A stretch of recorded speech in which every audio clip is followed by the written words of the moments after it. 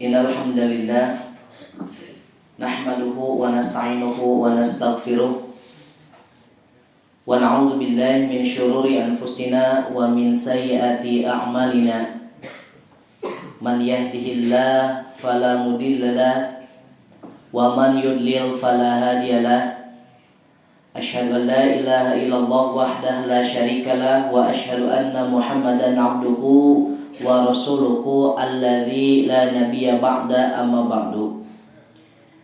Kita lanjutkan kajian kitab Al-Adabul Mufrad. 2 minggu ke belakang kita sudah membahas bab yang ke-13 di dalam kitab ini, yakni bab berbuat baik kepada kedua orang tua walaupun mereka adalah orang-orang musyrik.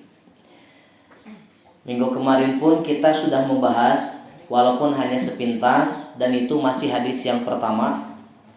Untuk sekarang kita masuk kepada hadis yang kedua, masih dalam bab tersebut. Qala al-Imam al-Bukhari rahimahullah. Imam al-Bukhari beliau berkata, semoga Allah merahmatinya, haddatsana al-Humaydi qala haddatsana Ibnu Uyainata qala haddatsana Hisham bin Urwata qala akhbarani abi qala. Imam Bukhari menyampaikan Al-Humaid telah menceritakan kepada kami, ia berkata, Ibnu Uyainah telah menceritakan kepada kami, ia berkata, Hisham bin Urwah telah menceritakan kepada kami, ia berkata, ayahku telah mengkhabarkan kepadaku bahwasanya ia pernah berkata, akhbaratni Asma'u bintu Abi Bakrin qalat. Kata ayah dari Hisham bin Urwah, ia mengatakan, Asma binti Abu Bakar atau Asma putri Abu Bakar, akhbaratni, satu waktu dia telah mengkhabarkan satu kisah, satu cerita, satu kejadian kepada aku. Qalat, yang mana Asma mengatakan, atatsni ummi raghibatan. Ibuku dulu atau satu waktu pernah mendatangi aku. Raghibatan, yang ibuku mendatangiku dikarenakan raghibatan, dia sangat rindu untuk bertemu dengan aku.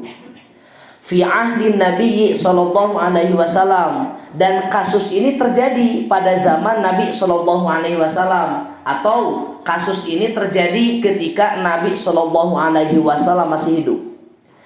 Lalu ketika ibuku datang, fasa'altun Nabiyya sallallahu alaihi wasallam, aku bertanya kepada Nabi, ya Nabi, bagaimana ibuku datang kepadaku sedangkan ibuku termasuk kategori orang-orang yang musyrik? Asiluha, apakah aku boleh untuk tetap menyambungkan silaturahim dengan dia, atau justru ketika dia datang ke rumahku harus aku usir, tidak boleh datang ke rumahku?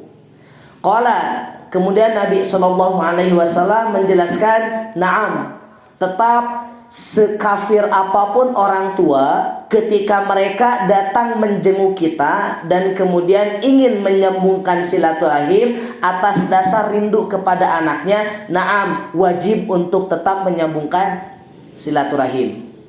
Qala Ibnu Uyainata, kemudian Ibnu Uyainah, salah satu perawi dari hadis ini, membacakan satu ayat. Fa'anzalallahu fiha, maka dengan kasus ini, kata Ibnu Uyainah, turunlah ayat yang terdapat di dalam surat Al-Mumtahanah ayat 8. Redaksinya kurang lebih, a'udzubillahi minasyaitonirrajim, la yanhakumullahu 'anil ladzina lam yuqatilukum fiddin. Allah Subhanahu wa taala tidak pernah melarang kalian untuk bertemu, untuk bergaul, untuk berkomunikasi dengan orang-orang kafir selama mereka tidak memerangi kalian atau tidak memusuhi kalian. Nah, santriwan yang dimuliakan oleh Allah Subhanahu wa taala, apa motif dari Asma binti Abu Bakar, sehingga lapor ke Nabi, "Ya Nabi, ibuku datang. Tetapi aku tidak suka dengan datangnya ibuku disebabkan." Nah, alasan yang menyebabkan kenapa Asma bertanya kepada Nabi, apakah harus tetap disambungkan silaturahim atau tidak? Ternyata yang menjadi penyebab disebabkan ibu dari Asma binti Abu Bakar adalah orang musyrik. Abu Bakar punya beberapa putri. Salah satunya yang menikah dengan Nabi Shallallahu Alaihi Wasallam, yaitu Aisyah radhiyallahu anha. Dan yang kedua ada yang bernama Asma binti Abu Bakar. Pertama Aisyah, yang kedua Asma binti Abu Bakar. Nah, dia datang, ibu Asma, kepada Asma karena sudah lama tidak bertemu, sudah lama tidak berjumpa. Yang namanya orang tua ketika tidak bertemu dengan anak pasti akan sangat rindu bertemu dengan anak. Walaupun sudah berbeda agama, tetap ibunya datang kepada Asma. Saha namanya di sini tidak dijelaskan ya. Di sini tidak dijelaskan siapa nama dari ibu Asma binti Abu Bakar. Nah, ternyata kalau misalkan kita cek di dalam syarah-syarah hadis, selain dari syarah yang disusun oleh Muhammad bin Sa'id Ruslan, di antaranya misalkan di dalam kitab Syarhul Minhaj yang disusun oleh Imam An-Nawawi, kemudian di dalam kitab Fathul Bari yang disusun oleh Imam Ibnu Hajar Al-Asqalani, maka di situ disebutkan ibu dari Asma atau yang menjadi bekas istri Abu Bakar itu adalah Qailah bintu Abdul Uzza. Ini nama yang datang ya. Qailah bintu Abdul Uzza Al-Qurasyiyah Al-Amiriyah. Ini adalah ibu dari Asma binti Abu Bakar. Nah, kemudian Imam An-Nawawi beliau menjelaskan kenapa Asma kudu bertanya ke Nabi terkait kedatangan ibuna. Nah, kemudian Imam An-Nawawi menjelaskan ikhtalafal ulama'u fi annaha aslamat am matat ala kufriha. Yang menjadi alasan kenapa Asma bertanya dulu kepada Nabi disebabkan status keislaman ibu Asma. Imam An-Nawawi menjelaskan para ulama mereka telah berbeda pendapat apakah ibu Asma ini masuk Islam atau dia meninggal dunia dalam keadaan kafir. Nah, maka kemudian wal aktsaruna ala mautiha musyrikatun. Mayoritas ulama, kata An-Nawawi ya, mayoritas ulama mereka menyebutkan bahwa Qailah Abdul Uzza Al-Qurasyiyah Al-Amiriyah yang menjadi ibu dari Asma binti Abu Bakar, dia meninggal dunia dalam keadaan musyrik atau dalam keadaan masih memegang tradisi ibadah orang-orang Arab jahiliyah. Nah, itu. Lalu kemudian timbul pertanyaan, Ustadz, kan Abu Bakar itu Islam? Ya, Abu Bakarnya itu sahabat Nabi Shallallahu Alaihi Wasallam. Tapi kok kenapa istrinya malah musyrik? Imam Ibnu Hajar Al-Asqalani di dalam kitab Fathul Bari beliau menjelaskan, karena Abu Bakrin tallaqaha fil jahiliyah. Jadi ini betul ibunya Asma binti Abu Bakar. Cuman ketika masih dalam kondisi jahiliyah, Abu Bakar menceraikannya. Abu Bakar mentalak ibu dari Asma binti Abu Bakar. Kelas sabda. Nah, lalu kemudian inilah yang menyebabkan kenapa Asma beliau tidak mau langsung menerima. Ya, Asma tidak mau langsung menerima kedatangan ibunya. Bahkan oleh Imam Ibnu Hajar sampai dijelaskan seperti ini.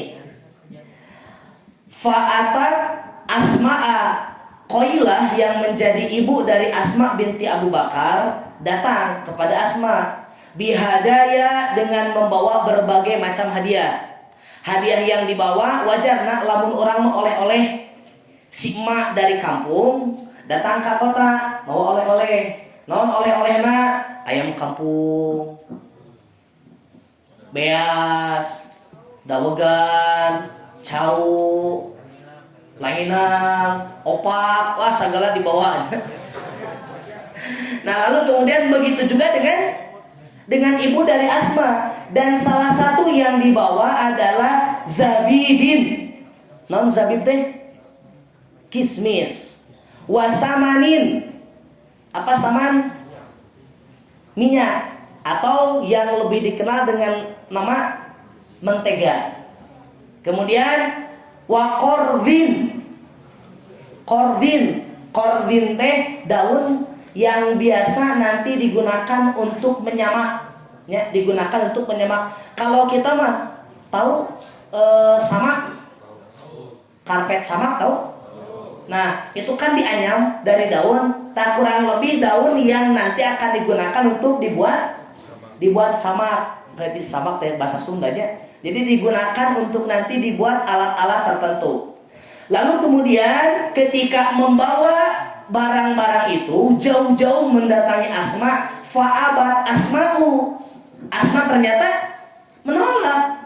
Antaqabbala hadiyataha, menolak karena beliau tidak mau menerima hadiahnya. Disebabkan salah satunya karena ibu Asma masih dalam kondisi musyrik. Nah, lalu kemudian lautu dakhilaha baitaha, bahkan beliau atau Asma sama sekali tidak menyukai. Oma, tong asup ke imah. Bu, awas, jangan sampai masuk ke rumah. Lalu kemudian karena masih bimbang apakah boleh atau tidak memasukkan ibu ke rumah padahal dalam kondisi musyrik. Fa'arsalat ila Aisyah, maka kemudian Asma mengutus satu utusan kepada kakaknya, yaitu Aisyah radhiyallahu anha. Sali Rasulullah sallallahu alaihi wasallam, tolong tanyakan kepada Nabi terkait kasusku ini. Faqala, lalu kemudian Nabi sallallahu alaihi wasallam menyampaikan litudkhilha, supaya Asma memberikan izin kepada ibunya untuk masuk ke rumah. Nah, santriwan di Jalul Ghat yang dimuliakan oleh Allah Subhanahu wa taala, hadis ini banyak diriwayatkan oleh para ulama. Di antaranya oleh Imam Al-Bukhari juga diriwayatkan, oleh Imam Muslim juga diriwayatkan, oleh Imam Abu Dawud juga diriwayatkan. Cuman dalam riwayat Imam Abu Dawud, motif yang menyebabkan ibu Asma datang itu beda redaksi. Apakah ini sumbernya beda atau perawi salah mendengar? Wallahu alam, anak belum mengecek ya. Cuman redaksinya berbeda. Apa yang menjadi penyebabnya? Apa yang perbedaannya dari segi apa? Begini. Dalam riwayat Imam Bukhari dan dalam riwayat Imam Muslim, atatni ummi roghibatan. Redaksinya roghibatan. Ibuku datang kepadaku roghibatan, disebabkan rindu kepadaku.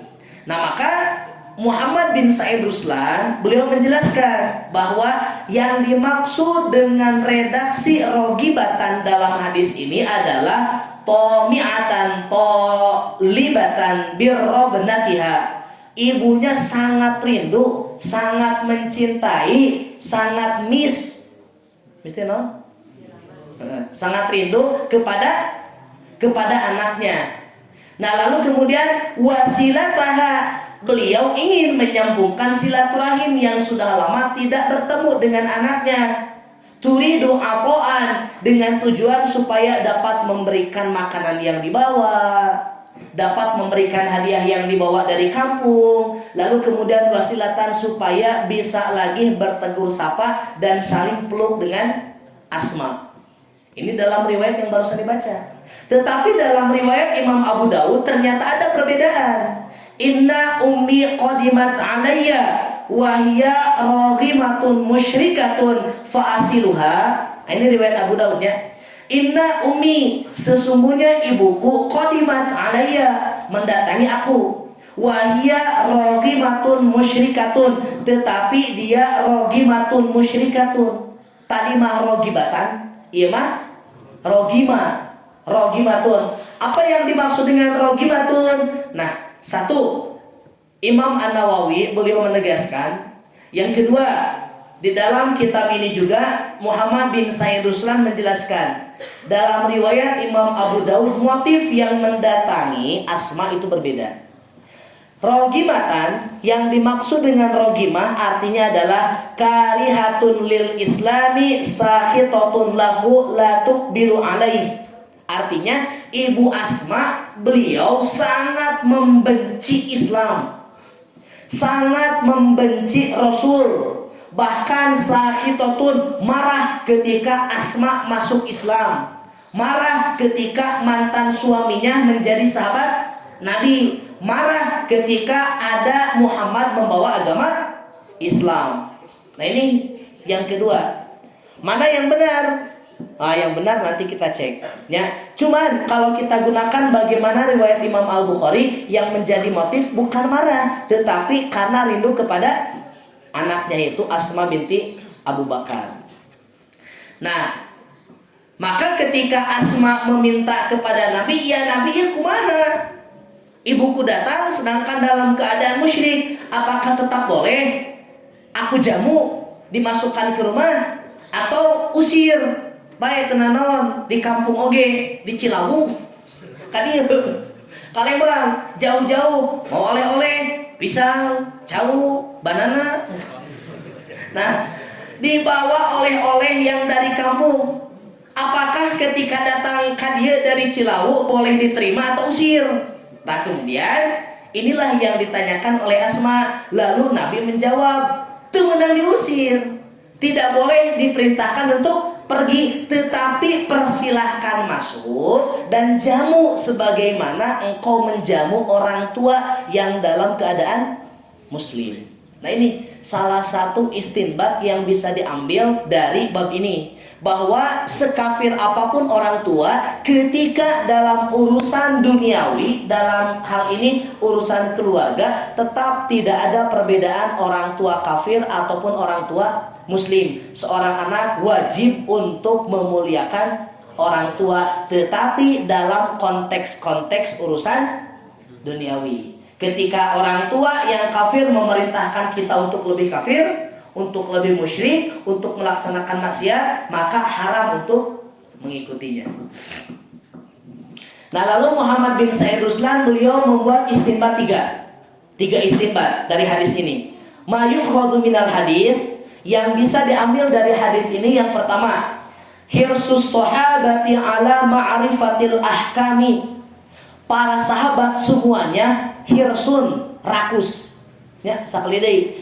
Para sahabat semuanya adalah orang-orang yang sangat rakus. Rakus dalam apa? Ala ma'rifatil ahkami, untuk mengetahui terkait urusan syariah.